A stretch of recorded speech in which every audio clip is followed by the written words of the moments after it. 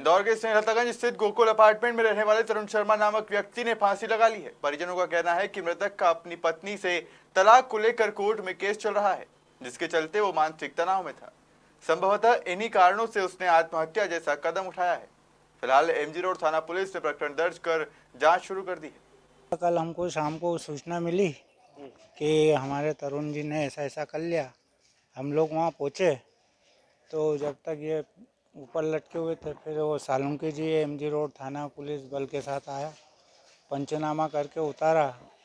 और हमारी भाभी जी परिक्रमा पे गई थी मथुरा वृंदावन, घर पे कोई भी नहीं था, ये अकेला ही था। अब क्या हुआ भगवान ही जाने इनका, क्योंकि क्या फांसी का कारण क्या डिफरेंशन के कारण। क्या कारण क्या था? डिफरेंसर क्यों होते थे?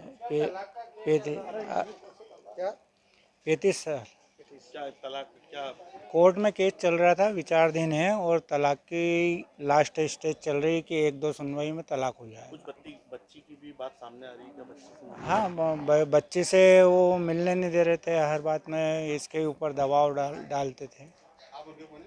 मैं उनका चाचा हूँ, आपका नाम? वीरेंद्र शर्मा। फांसी का मामला सामने आया है, क्या है पूरा मामला? कल थाना एमजी रोड के अपराध क्रमांक 21 में मृतक तरुण पिता नरेंद्र शर्मा जो कि हैंगिंग का केस है, कल मौके पे पुलिस गई थी।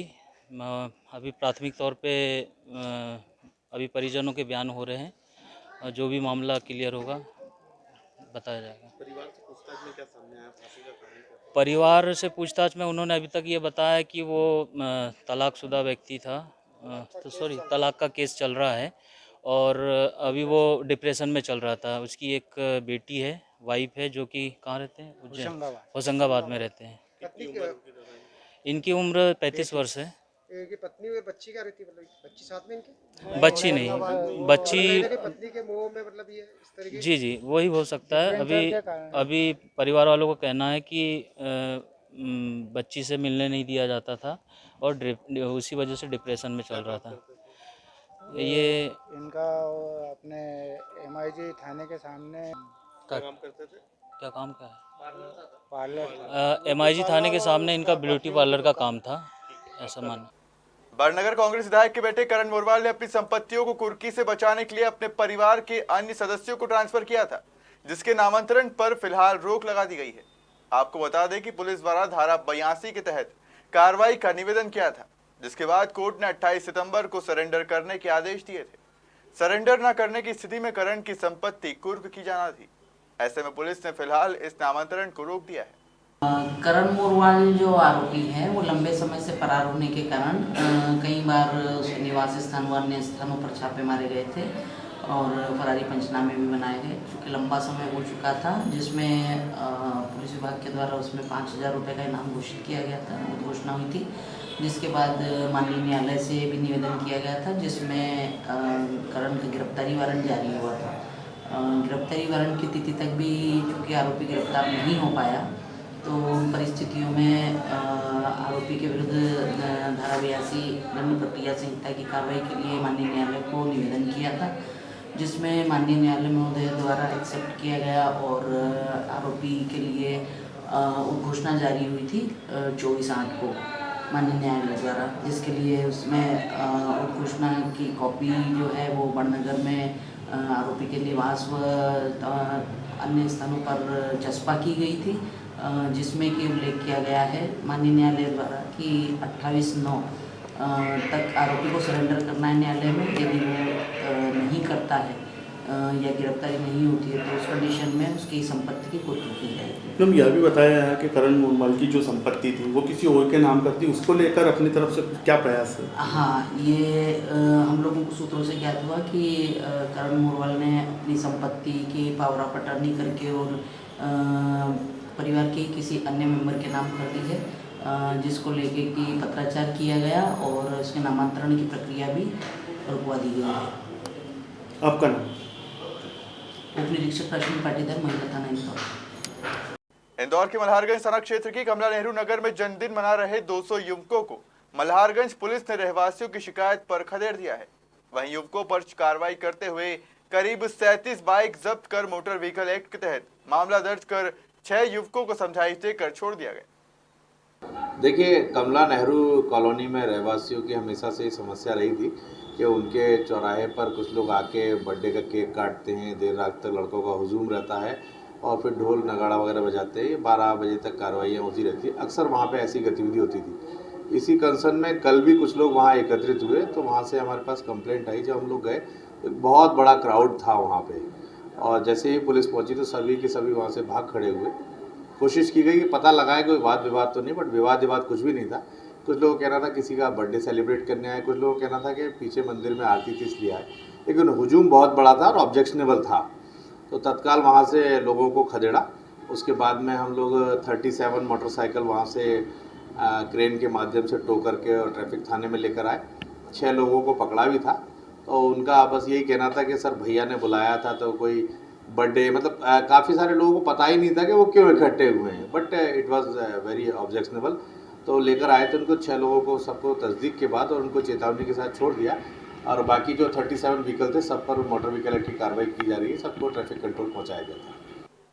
इंदौर में सोमवार को भाजपा कार्यालय पर सेवा और समर्पण अभियान के तहत दिव्यांगजनों को ट्राइसिकल और सुनने की मशीन भाजपा पदाधिकारियों द्वारा भेंट की गई। दरअसल प्रधानमंत्री नरेंद्र मोदी के 71वें जन्मदिन के मौके पर भाजपा के द्वारा 17 सितंबर से 7 अक्टूबर तक सेवा और समर्पण अभियान चलाया जा रहा है, जिसके तहत भाजपा द्वारा अलग अलग स्तर पर आम जनता के बीच जाकर सामाजिक कार्य कर रही है। देखिए, हमारे देश के यशस्वी प्रधानमंत्री सम्मानीय नरेंद्र मोदी जी के जन्मदिन पे 20 दिन तक लगातार भारतीय जनता पार्टी संगठन कार्यक्रम कर रहा है। 17 तारीख से चालू होकर 7 तारीख तक ये कार्यक्रम चलेंगे, जिसको सेवा ही समर्पण का हमने नाम दिया है। उसी कड़ी में पहले वृक्षारोपण हुए। हर टीकाकरण केंद्र पे जिन लोगों के टीके नहीं लगे हैं उनको भारतीय जनता पार्टी के कार्यकर्ताओं ने प्रोत्साहित करके घर घर जाके प्रत्येक टीकाकरण केंद्र पे टीका लगे। उसके अलावा कहीं राशन वितरण का कार्यक्रम हुआ। अभी आने वाले दिनों में ब्लड डोनेशन का कार्यक्रम होगा। उसी कड़ी में आज हमारे जो दिव्यांगजन भाई बहन हैं उनको ये ट्राइसिकल, हेयरिंग एड और अन्य ऐसी सब चीज़ें देने का आज ये कार्यक्रम है, और लगातार 17 तारीख तक ये चलेगा। 20 साल जो नरेंद्र मोदी जी के जीवन के राजनीतिक जीवन के उनके जो मुख्यमंत्री से लेकर आज प्रधानमंत्री तक का जो उनका सफ़र है, और जो गुजरात के लिए और देश के लिए उन्होंने एक जननेता के नाते किया है, उसी को लेकर लगातार हमारी संगोष्ठी, वैचारिक हमारे उद्बोधन, हमारे ऐसे विभिन्न कार्यक्रम चलने वाले, उसी कड़ी का आज ये कार्यक्रम है।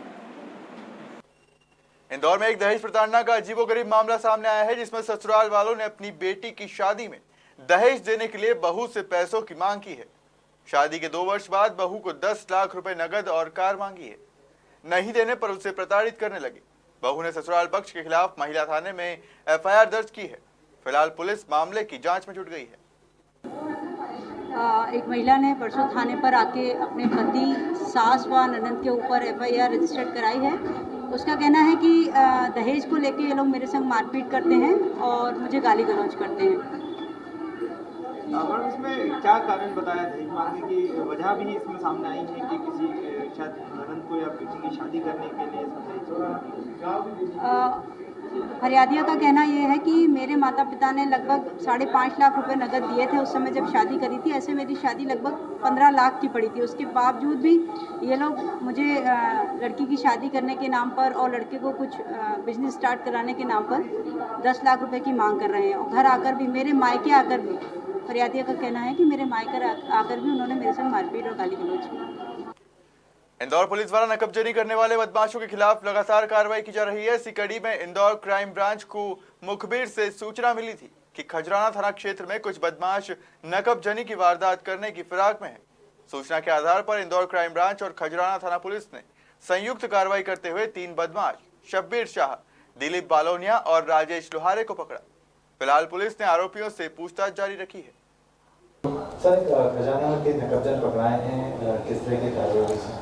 कल क्राइम ब्रांच की टीम द्वारा थाना खजाना की टीम के संयुक्त में एक कार्रवाई की गई, जिसमें 3 नकबजन पकड़े हैं, जिनका तरीका वारदात एक औजार लेकर वो मॉड्यूस ऑपरेंडी थी उनकी, और धारदार हथियार लेकर वो फैक्ट्रीज़ और अन्य सुने स्थानों पर चोरी की कार्रवाई करते थे, जिसमें वो तांबा, पीतल और वह अन्य एल्यूमिनियम की चीज़ें हैं उसको चोरी करते थे और फिर बाद में अन्य बाज़ारों में बेचते थे। इनका आपराधिक रिकॉर्ड भी है, जो 3 जो आरोपी मिले हैं, जिनके अन्य ज़िलों में खंडवा, उज्जैन, रतलाम, धार में आपराधिक रिकॉर्ड भी और यहाँ अन्य जगह भी ये इन वारदातों में शामिल रहे हैं। इंदौर में कैलाश विजयवर्गीय ने बयान देते हुए उमा भारती के शराबबंदी पर कहा है कि शराबबंदी एक ऐसा विषय है कि जिन राज्यों में शराब बंद हुई है वहां शासन ने शराब तो बंद कर दी, लेकिन लोगों ने पीना बंद नहीं किया, जिसके कारण अवैध शराब के मामलों में बढ़ोतरी हुई है। कैलाश विजयवर्गीय का कहना है कि इसे अलग दृष्टिकोण से देखना होगा और इसके लिए उमा जी से बात भी करेंगे कि उनके पास क्या प्लान है। वहीं पंजाब में नेतृत्व परिवर्तन पर कैलाश विजयवर्गीय ने कहा कि कांग्रेस में ऊपापोह की स्थिति है, जब नेता कमजोर होता है तो पार्टी में भी बिखराव होता है। मैं इस पर अभी कोई टिप्पणी नहीं करूँगा और एक बार उमा जी से बात भी करूँगा, क्योंकि शराबबंदी एक ऐसा विषय है कि हमने जिन राज्यों में शराबबंदी हुई है वहाँ शासन ने तो शराबबंदी कर दी पर लोगों ने शराब पीना बंद नहीं किया, तो अवैध शराब पनप रही। तो बहुत सारे इसके एक अलग दृष्टिकोण से भी इसको देखना पड़ेगा, इसलिए मैं इसके ऊपर कोई टिप्पणी नहीं करूँगा। एक बार उमा जी से बात करेंगे कि उनके दिमाग में क्या प्लान है, तो फिर उसके बाद इसके ऊपर कोई टिप्पणी करूँगा। दिग्विजय सिंह जी कह रहे हैं विजय शाह जी